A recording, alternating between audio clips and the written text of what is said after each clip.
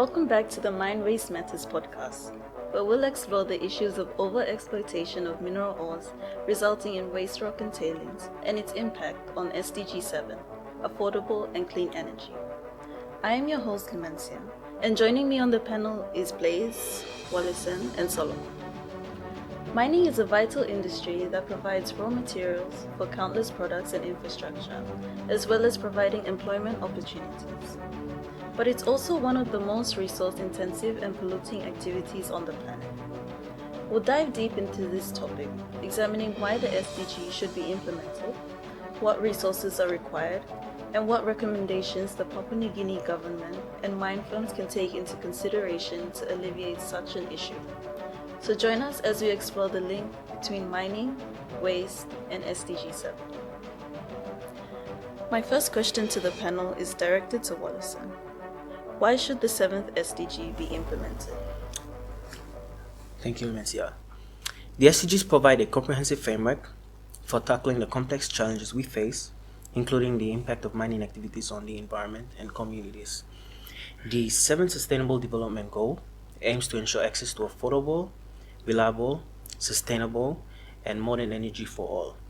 By promoting sustainable energy sources and energy efficiency, the 7th SDG reduces the need for extensive mining operations and lowers the environmental impact. Therefore, by aligning our efforts with the SDGs, we can create a more sustainable and equitable future. Now, could the panel provide an example of a company that has successfully implemented the 7th SDG? An example of a company that has implemented SDG number 7 is BHP. BHP is one of the world's largest mining companies, and it has recognized the importance of addressing environmental concerns associated with mining operations. It has also worked towards reducing its carbon footprint and also increasing the use of clean and affordable energy sources. In 2021, BHP signed a contract with a Queensland state-owned electricity company named CleanCo. It signed a contract with it to supply BHP's mining operations with clean energy. So with this initiative, it is expected to reduce BHP's carbon emissions to about approximately 1.7 million tons over the contract period. So that is an example of a company that has implemented SDG 7. So Solomon, what are the resources required to push the 7th SDG into play? Well, Lumencia, in mine firms, they require at least 3 types of resources. That would include human resources, financials, and renewable resources.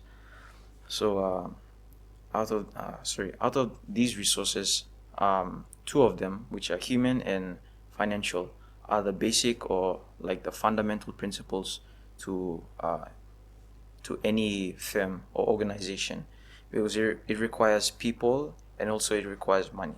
Without these resources, an organization wouldn't be able to operate or function. Human resources, they include on-field workers, technicians, drivers, site managers, basically people who are on the field or on the site. Financial resources, that includes investment loans, revenues from mines, and project finances, but mainly to do with how they are going to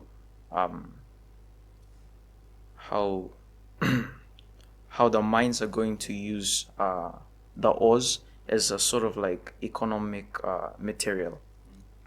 And renewable resources are the ones that are the resources that can't be depleted. They can be used over and over again. In terms of mine firms, how they use it, it's kind of trending practice, yeah. Because countries like PNG, a developing country, it depends on renewable resources, because like it's thriving. It's a developing country. That's why renewable resources like solar power, wind power, hydropower, they are frequently used here, especially in mine firms, to alleviate mine problems such as the overexploitation. Yeah. To end our podcast, Blaze, what should the PNG government and mine firms do to solve this problem? There are a number of ways in which the government of Papua New Guinea and mining firms can do to address and solve this issue. So one measure in which the government can do this is by strengthening the regulations. When I say regulations, I mean acts or laws that have already been passed in the parliament. So the government can again strengthen these existing regulations by regular monitoring and enforcing them. So if mining companies comply to these regulations, then we can see that these regulations are being strengthened, as well as we can also see that the government is solving the issue at hand, which is the overexploitation of ores. Now the next thing is, what can mining firms do? So mining firms can promote responsible mining practices.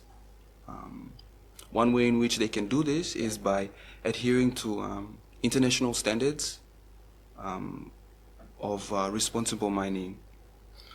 However, to do this, it requires resources.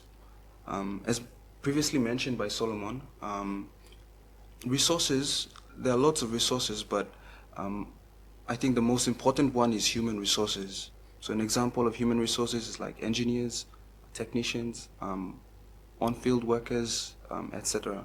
So if these very people in the mine all comply or they practice responsible mining practices, collectively we can see a big difference within the mining firm. And as a result, the mining firm will promote responsible mining. So yeah, that is one way in which the government of Papua New Guinea and mining firms can do to alleviate the issue, which is overexploitation of ores. So in conclusion, the overexploitation of natural resources resulting in the production of mine waste and tailings can have severe negative impacts on the environment and human health. These issues are of paramount importance to the United Nations Sustainable Development Goals, and if we Papua New Guineans practice sustainability, we may be able to achieve all the SDGs in the coming future. I'd like to take this time to thank the panel members for your time. Thank you. And I'll see you on the next episode of Mine Waste Matters.